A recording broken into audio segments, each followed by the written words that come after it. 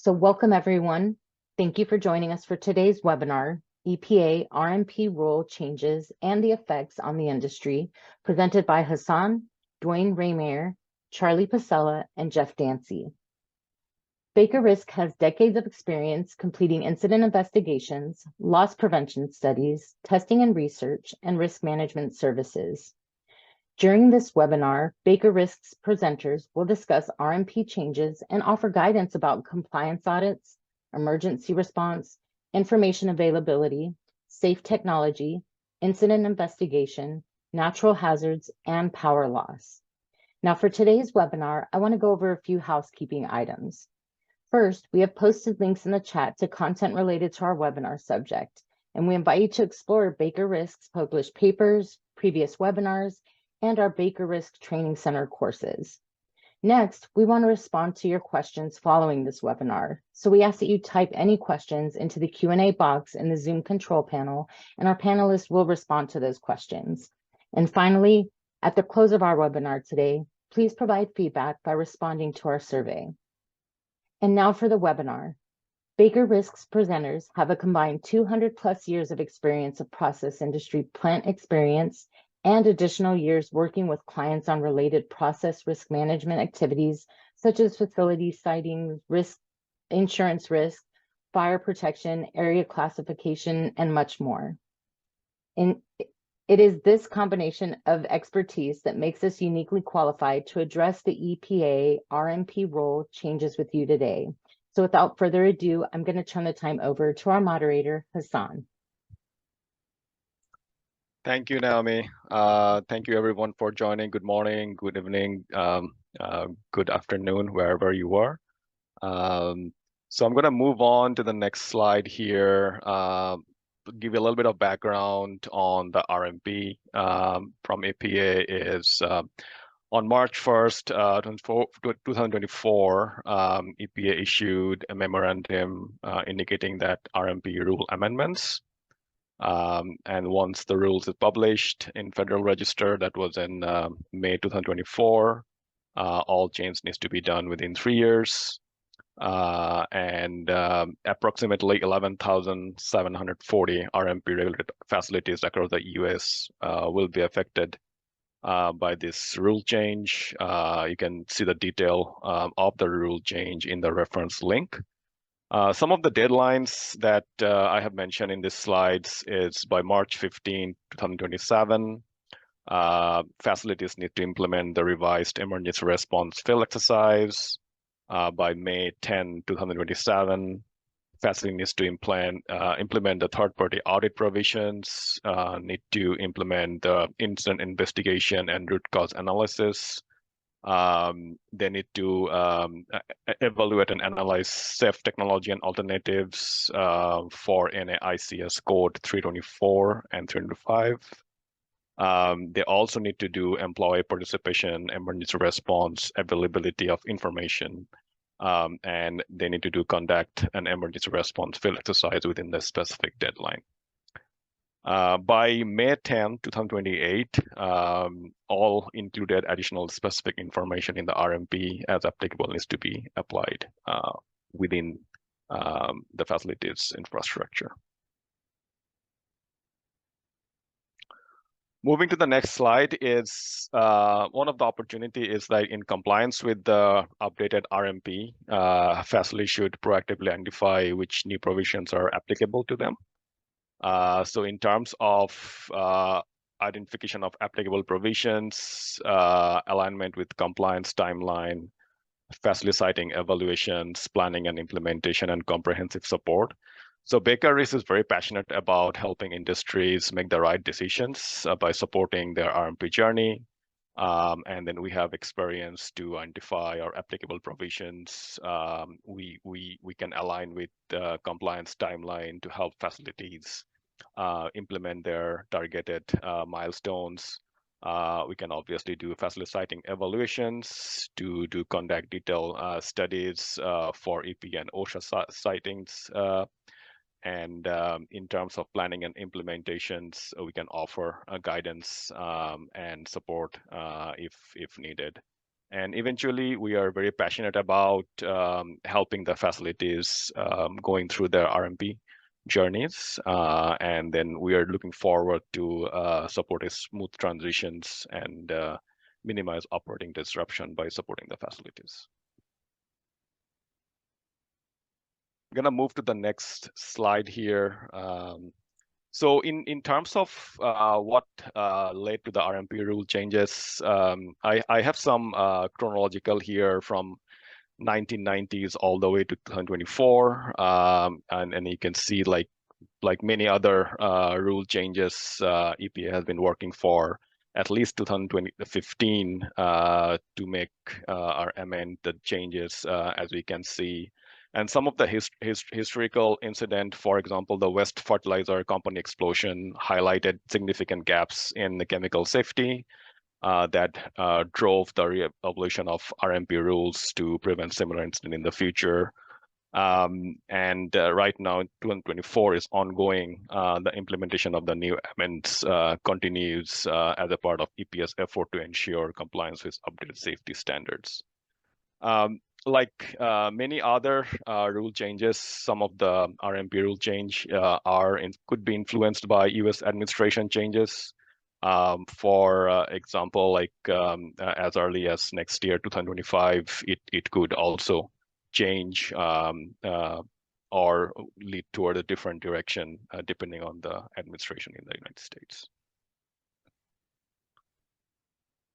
So moving forward to the next slide is Jeff. You could take us through. Sure. So in terms of compliance auditing, it's always been a requirement of the RMP that facilities perform compliance audits every 3 years.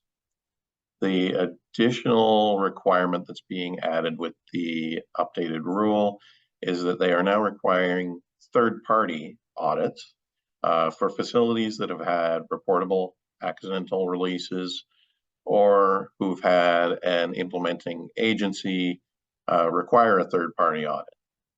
So those audits are obviously being led by somebody external to the company. That person must be independent, must be demonstrated to be competent as an auditor and to understand the process of the site that they're auditing.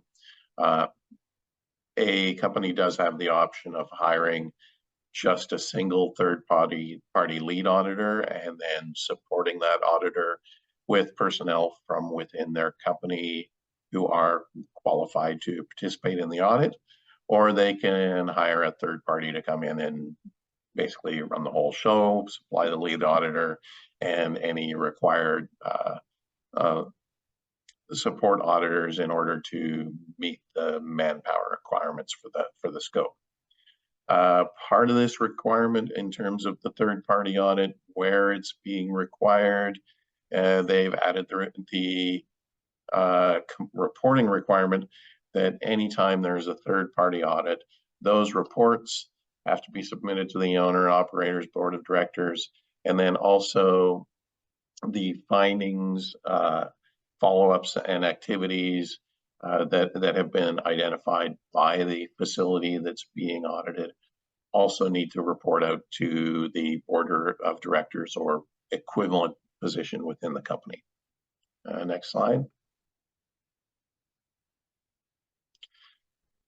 So the big thing on this is that EPA is ensuring that after there have been accidents on the site, those reports go to a board level or senior leadership at the site.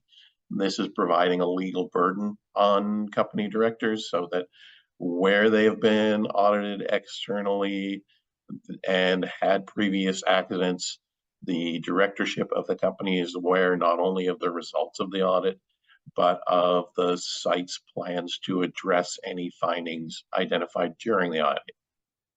The independence of third party obviously is a new requirement. It's only for program 2 and 3 facilities that have had an incident or have had an implementing agency recommend that site have an external audit. It's not a new thing, obviously. And it also requires that the third party not only be independent prior to the audit, but there is a requirement in the RMP that for 2 years after the audit, any third party auditor cannot work for that site or that company, which was not a prior independence requirement called out in the regulation. The only role that auditor can work on in that company within that 2-year period is performing other audits for the company. Next slide. So moving on to emergency response changes, there have been a number of updates here in terms of non-responding facilities needing to make sure that they have procedures to inform public and regulatory agencies about releases. They want to, and the EPA was very clear that they put the language of partnership in the RMP in terms of facilities should partner with local response agencies. So they want to reinforce the requirement that facilities work together with agencies that may be responding to their site. And it also requires that any facilities provide first responders with timely data on nature of releases. So size, material, location should be reported to the first responders as quickly as possible so that they can provide an adequate response. In terms of field exercises, this has always been something that sites should be doing, but the new RMP rule sets a standard so that field exercises have to be performed once every 10 years as a minimum, and it requires that the first one be performed prior to May 2027. Additionally, they are requiring that tabletop exercises or drills should be should be done at least once every 3 years, and the first to be performed by 2026. So the external ask on, or the extra ask on that is that they have set timelines and minimums for exercises for sites who have ERTs or response at site. Next slide. So again, the big thing here, it's adding a performative requirement to the ER management. They specify drill type, the frequency, the scope. In the past, they've always been a requirement for scheduled drill, but no timeline has been specified before. Even the NFPA standards that most sites would look to as part of fire code call out requirements for drills, but don't give any timelines. And the other major component of the emergency response updates is that there's an increased requirement for communication and cooperation with local external emergency responders and local communities. Moving on to the next topic. So in terms of information availability, this has always been a contentious issue for the EPA to address. There's always been a requirement that information be provided out, but it's a difficult one to balance in terms of providing enough information so that people can feel that they are knowledgeable of the risks to them from local facilities without providing security risks in terms of having information too widely available for facilities that do have hazards on site that could be taken advantage. So the compromise that the EPA has landed on to this point is that they will require companies to provide chemical hazard information to people working, residing, or spending significant time within 6 miles of a facility. And the basis of this was that most sites that do have a potential to impact external communities, probably the maximum extent they will do that, they will have that they can impact external communities is about a 6-mile radius. Now, there are local cases where this might be larger, but that probably covers 99% of the facilities out there in terms of if you're within 6 miles, If you're beyond 6 miles, you're probably not at threat from a release from the facility.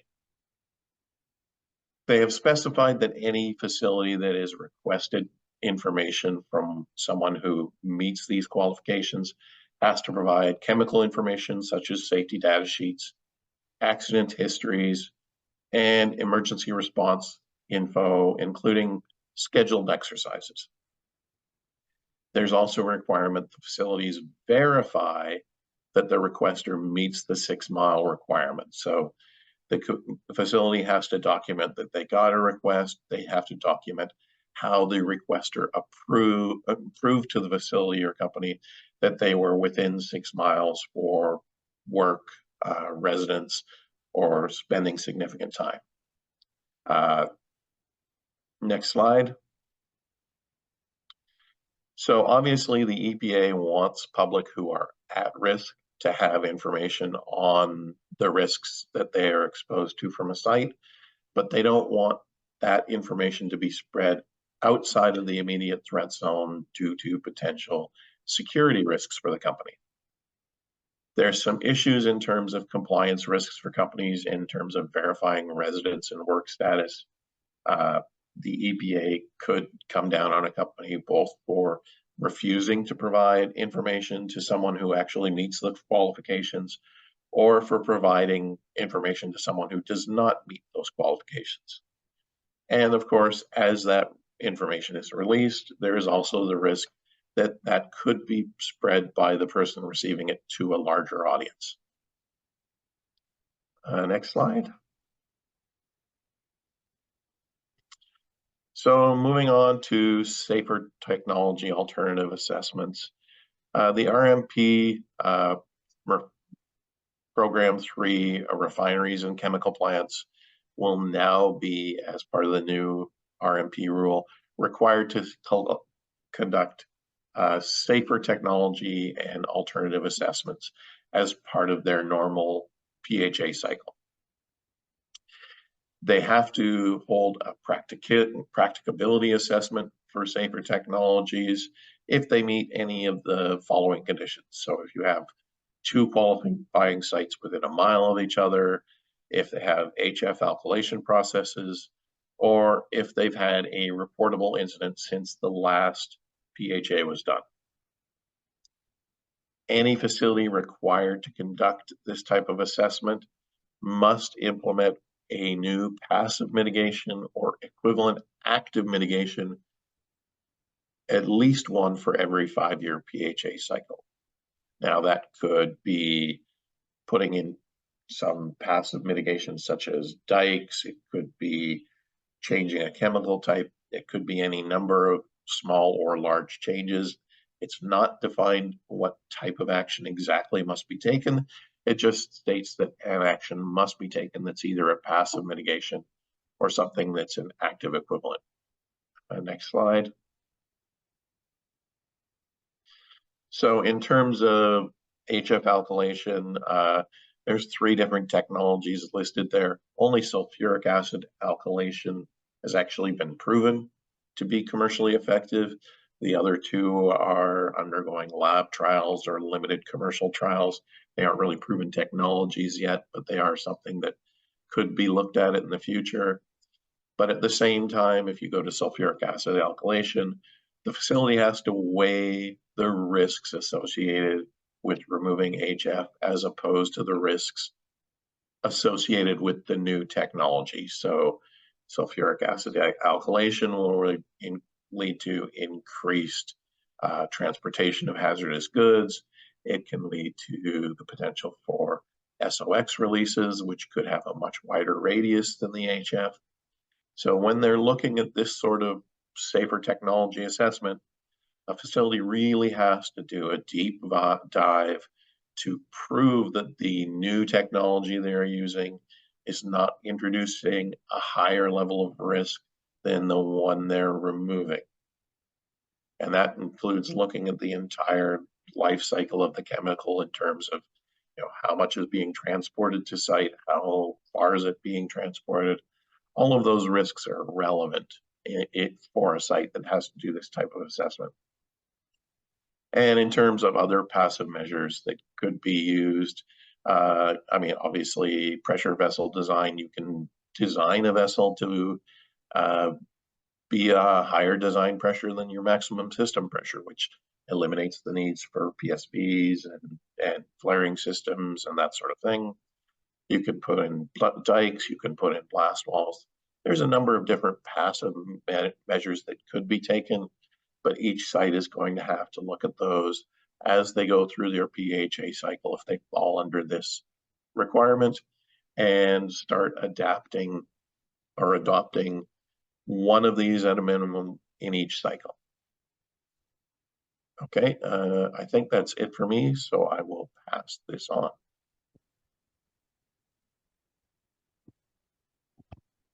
Thank you, Jeff. Now I invite Dwayne, if you could take us through some of the changes in the incident investigation and reporting.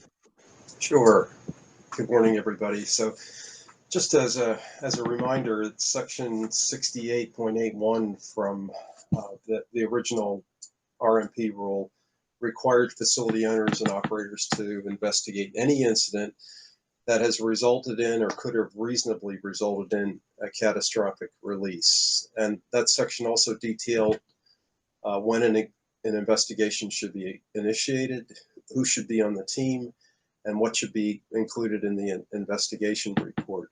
In the final rule, this newest final rule, EPA has added a requirement to complete a root cause analysis when facilities have an RMP reportable incident in a program level 2 or 3 process. The report for these incidents, so the RCA report for these incidents needs to be completed within 12 months of the incident, and needs to include the identified root causes, initiating events, and direct and indirect contributing factors. There's a methodology for conducting a root cause investigation that is well detailed and available through the AICHE CCPS, Center for Chemical Process Safety, guidelines for investigating process safety incidents. And as an aside, BakerRisk was one of the contributing authors of that publication. And although prior to this 2024 final rule, RCA wasn't specifically mentioned in regulation wording, it did show up in some joint publications from OSHA and in fact through compliance letters and other reviews that OSHA has done in the past. There have definitely been references to root cause analysis and the advantages of performing an RCA for incident investigation. So this isn't entirely new. The mandate for the requirement to actually perform an RCA is new, and a lot of the process industries use RCA today to do a deeper dive into incident investigations anyway. So the requirement shouldn't be new to many of us, although the mandatory requirement that it be done by EPA certainly is. There's a couple of editions of the CCPS book that are out there. There's actually a 3rd edition now, Guidelines for Investigating Process Safety Incidents, that is available. There's a CCPS definition that's also been adopted by EPA, and I'll just read it here. It's a fundamental underlying system-related reason why an incident occurred that identifies a correctable failures in management systems. And there's typically more than one root cause for every process safety incident. An RCA, by nature, is complex. It would be difficult, not impossible, but difficult to work through these without a methodology in place. there are a number of tools out there to actually lead you through an RCA. BakerRisk has a software called Cause Tree that does a really nice job of aligning with the CPS requirements to do this. And there are other software out there that's available as well. And I think, Hassan, I think that's it for my piece. Thank you, Duane. Moving on, I would invite Charlie to take us through the rule changes of natural hazard. Thank you, Hassan. Basically, what this is saying is that the EPA believes that explicitly evaluating natural hazards will prevent or mitigate the release of EPA-regulated materials so as to better protect the surrounding environment and communities. The inclusion of Program 2 facilities is a bit vague in the text of the regulation. From the context of the rule, it would appear that it all depends on if the EPA feels or considers that the release of the materials on site would unduly expose or impact the surrounding community or environment. So this would be on a case-by-case basis. The EPA also defines various natural hazards that it once evaluated. Basically, natural hazards, there's a list of 12 major ones and some subcategories, but basically they are of three types. First type is severe cyclonic storms, hurricanes, tornadoes.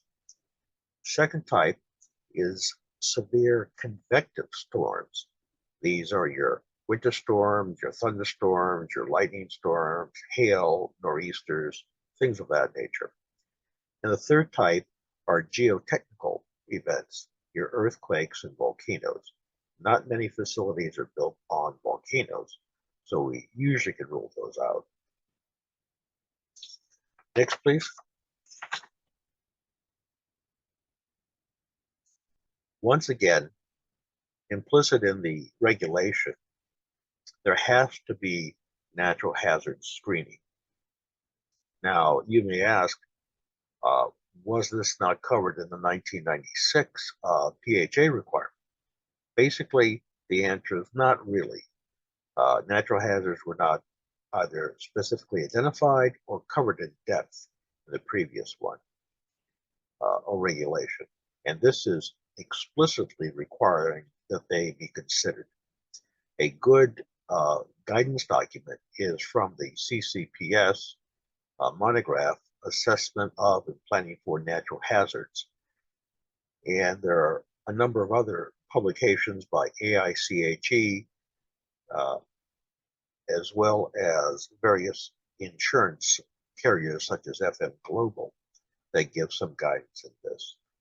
But basically, natural hazards are addressed in a four-step process. First, you have to qualify. That is, what is the site actually exposed to? Second, you have to quantify these hazards. How bad is the exposure? Third, you need to assess the damage or release potentials caused by these natural hazards. And fourth, you have to develop a plan to mitigate a release. Now, many facilities that are designed to code when they were built are not necessarily up to present code. And unfortunately, in the United States, there is no retroactive upgrading requirement, such as there is in Japan. Therefore, each piece of EPA material containing equipment, process, or storage facility needs to be evaluated because each of them responds differently to the same type of natural hazard event. So they have to be analyzed individually based on how critical the potential would be for them to release a regulated material. Next, please. Now, this all relates to power loss. Once again, there are two main reasons why the EPA is requiring power loss be considered in the context of natural hazards for Program 3 as well as certain Program 2 facilities.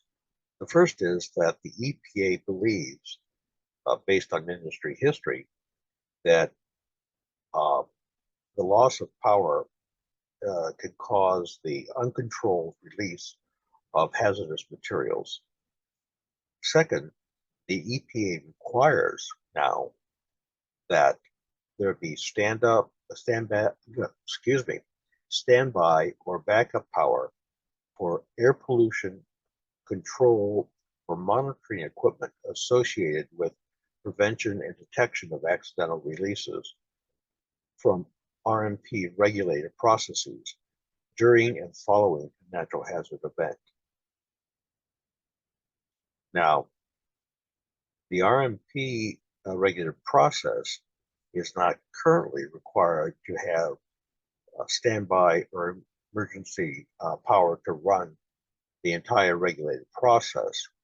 However, the implication in the rule is that there should be sufficient power to allow for a safe shutdown to avoid, prevent, or mitigate a release of regulated materials.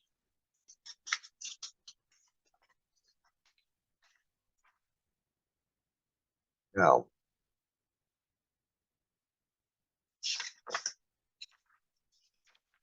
next, please.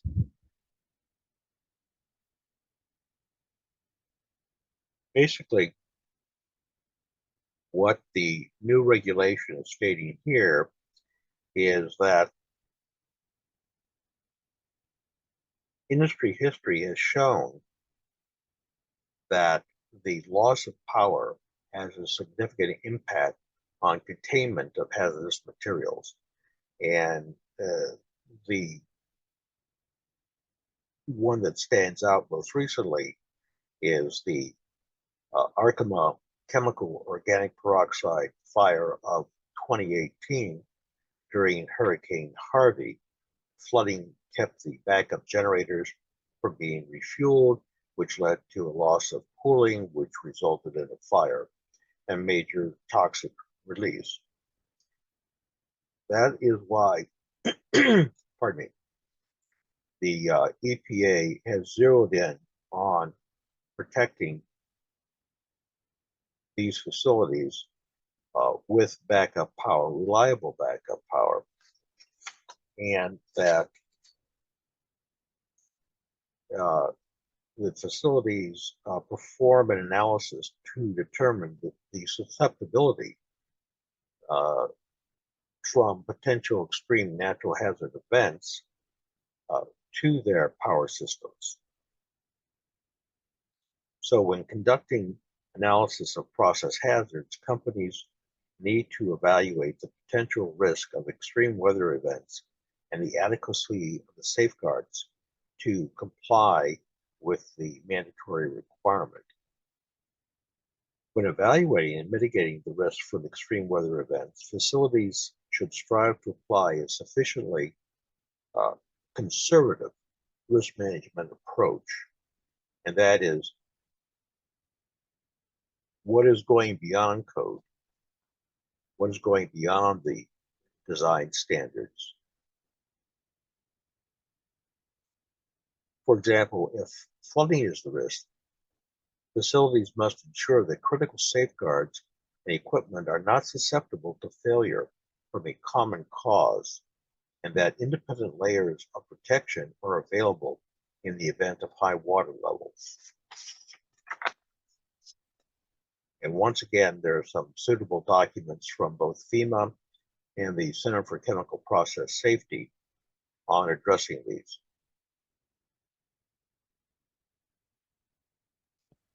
I believe that wraps up my segment. Next, please. Thank you, Charlie, for your presentation. So I will take you through a few slides regarding how we can tackle these changes in terms of when you do the PHAs or HAZOPs or what if. So like some of the insight regarding natural hazard and power losses. We would think that we would update our HAZOP what if checklist so that we can include the potential natural hazard that are explicitly evaluated and managed, specifically for program 2 and 3 facilities. Some of the natural hazards could be very site specific, as Charlie has mentioned, and we want to include those site-specific natural hazards like wildlife, flooding, hurricane, storm surges, coastal flooding, hurricane, earthquake, extreme temperatures, high winds, and other natural hazards. In terms of power loss, it would be the same approach. Update would be based on our HAZOP or PHA process checklist to ensure that the program 2 and 3 facilities include those specific power loss scenarios.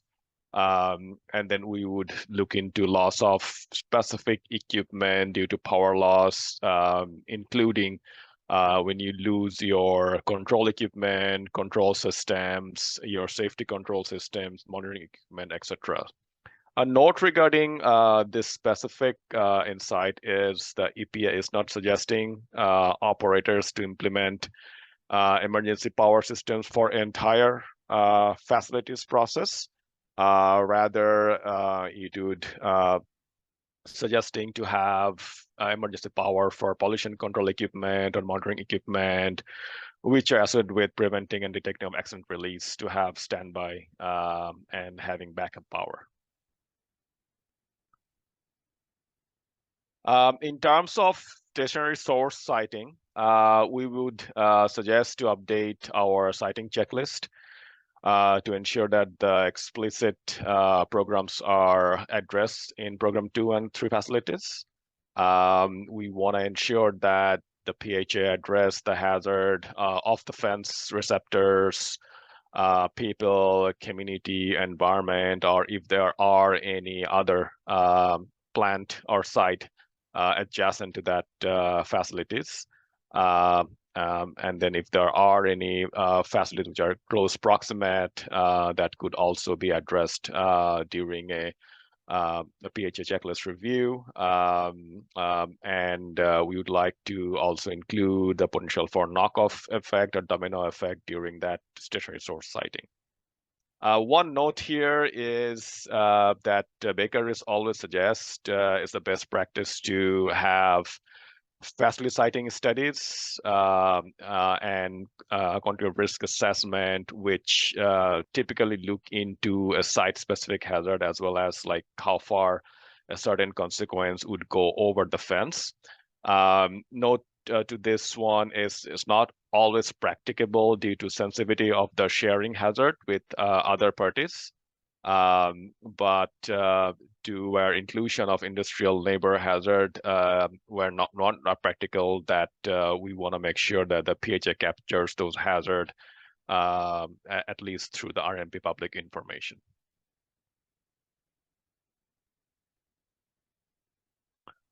In terms of STAA, our suggestion would be to create new PHA-specific checklist in addition to human factor and facility siting.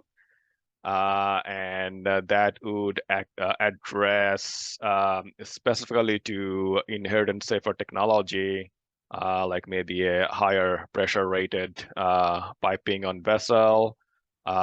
We would like to see the inherent safer design, maybe an alternative chemicals, passive safeguards like maybe additional dikes or additional layout and spacing for a plant, obviously active safeguards in terms of your safety internet system or basic process control systems, and then look into procedural safeguards in terms of responding or controlling a certain situation. In terms of IST, it can be done within the PHAs as well as need to include economic, legal, and technological factors. And we would suggest that it's performed by someone who works in the process, and also include someone who has expertise with this process that's being evaluated during the PHA. In terms of requirement of implementing at least one passive measure as applicable to the facility, an inherent safer technology design or combination of an active and procedure measure equal to a greater than risk reduction passive means. That's what's has been suggested.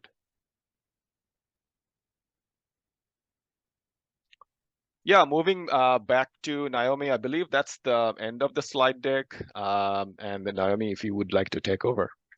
Great. Thank you guys for all that information. And I'm going to go ahead and ask some questions that did come up during the presentation.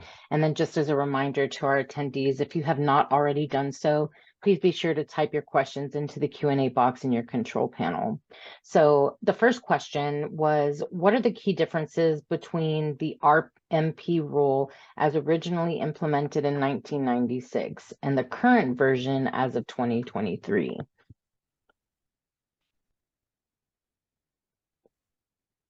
So, Dwayne, are you able to help us out with that one? And if not, somebody else can jump in. Yep, sorry about that. I had no worries. too many mute buttons on. The original rule, with a number of minor exceptions, is very similar to what OSHA published in 1994, which is 29 CFR 1910.119, with again with a number of minor exceptions that included the off-site consequence analysis piece and management systems and some nuances around incident investigation. Some of the changes that have taken place with EPA RMP regulations over time have actually been fairly minimal. The first one was security based after 9/11, as Jeff Dancy alluded to. Although there have been other changes proposed over time, there have been very few that have actually been implemented. This latest final rule has gone the farthest to make substantive changes to 40 CFR Part 68. So it's everything that you've seen presented today, although in the structure of the regulation is similar, there are specific requirements that we've detailed through this seminar that cover what those changes are. None of this is even though there are a number of changes and they sound new. A lot of the actual methodologies, approaches, and the technical requirements to work through these have been around for a while. And just for example, the incident investigation piece that I covered, root cause analysis isn't anything new. It's a tool that's been around for quite some time. EPA has just chosen to pull that in and make it an actual requirement of the regulation. Understood. Thank you for that. Thanks. Another question that came up was, what role does public access to information play in the RMP rule, and how has it evolved? Jeff, do you mind offering some insight to that? Sure. So public access to information on these sites has always been fairly contentious. it's difficult to balance the risk of security with actually providing access to people so that they have required information about their own safety and security. There were amendments proposed in 2017 that tried to increase transparency, requiring facilities to publish information about risk management plans and accident history, but those were rolled back because of the security concerns and the potential for misuse of that type of information. So in 2019, that was rolled back. The new amendments that originally were proposed in 2022 and went into effect in March this year partially reinstated those. So they have added the restriction requiring that it be people within the community that could be potentially affected by the RMP, so that they limit the amount of distribution of this type of information. So it's really, from their point of view, they're trying to balance security concerns and reasonable access to information for the public. Great, thank you for that. Next question. What are the key aspects of STAA? Dwayne, are you able to touch on that? Hassan, do you want to cover that one? Sure, Dwayne. I can chime in a little bit. The key aspects of the STA is I'll maybe just cover a couple of points. It's one is the evolution of safer technology. So facilities subject to STA requirement must conduct a thorough evaluation of potential safer technology that could be implemented to minimize risk. That could include change in chemical processes, change in how the process works, change in a chemical that could be used in alternatives as a less hazardous substance, or modifying any certain control process or operating procedure that could enhance safety. The other point that I can highlight regarding the inherent safer design is that STA encourage facility to adopt safer design principles. So that's kind of looking back to rethinking and how you can change your process to eliminate or reduce presence of hazardous chemicals, and then how can you use a lower quantity of dangerous substance? Can you redesign a process that operate under less risky condition, for example, lower temperature or pressure, or maybe other alternatives. Thanks, Naomi. Yes, no, thank you. Charlie, I think this next question could be directed towards you. Why is the EPA specifically addressing power loss?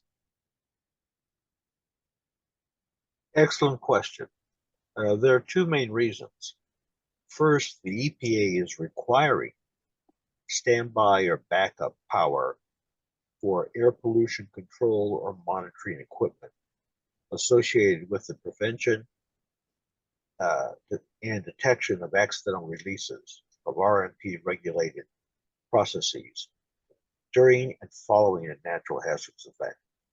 So that is specified in the rule. The reason for this is that the EPA has determined, based on industry history, that power loss has caused uncontrolled releases of hazardous materials. So it is for these two reasons that it is incorporated in the ruling. Perfect. Thank you for that. Another question that seems to be geared towards you as well is the power grid not so dependable? Is the power grid not so dependable that this requirement is unnecessary? Another excellent question. Quite the opposite. According to the International Business Times, the U.S. has more power outages per capita than any other developed Western nation. Additionally, a Harris Williams and Company industry report states that approximately 70% of transformers are over 25 years old versus an average useful life of 20 years. And 60% of distribution poles and towers are 50 years or older versus an average useful life of 50 years. Additionally, the general manager of energy at Intel Corp reported that the grid was not built to withstand today's extreme weather conditions, hence the emphasis on natural hazards. And getting back to the transformer issue, it has been determined that approximately 50% of the wildfires caused out west were due to utility company transformers failing and causing the fires. So this has a knock-on effect and just underscores the fact that the current grid is very susceptible and not all that reliable at times. And so with the push towards more electronic or electric powered equipment and whatnot, the larger drain on the grid, this is only going to exacerbate the problem.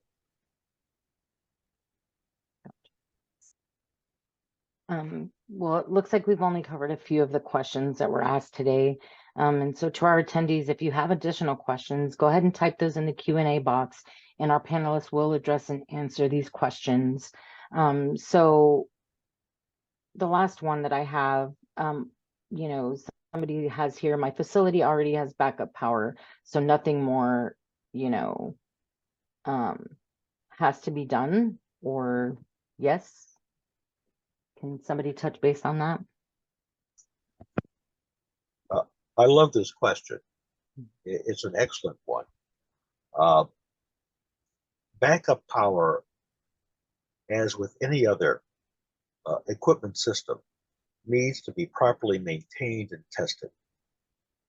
I love the question because I have personally been in at least 4 facilities where the backup power failed to cut in properly when either the grid power or on-site power generation failed. 2 were during fair weather that resulted in damage to high-speed compressors and injectors. Fortunately, there was no release of hydrocarbon then. 1 was at a refinery during a hurricane. Now, the refinery had already gone into a warm shutdown, so there was no damage or release of materials. But the 4th one was at another refinery, during a severe rainstorm that resulted in the emergency crash of 2 units with extensive internal damage to equipment along the process chain, as well as the release of hydrocarbons.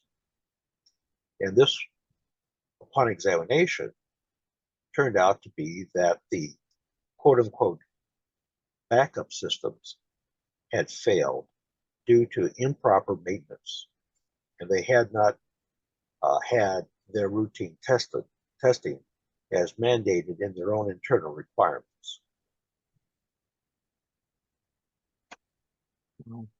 Well, thank you for that. And thank you everyone for joining us today. And as a final reminder, today's webinar will be posted to our BakerRisk website.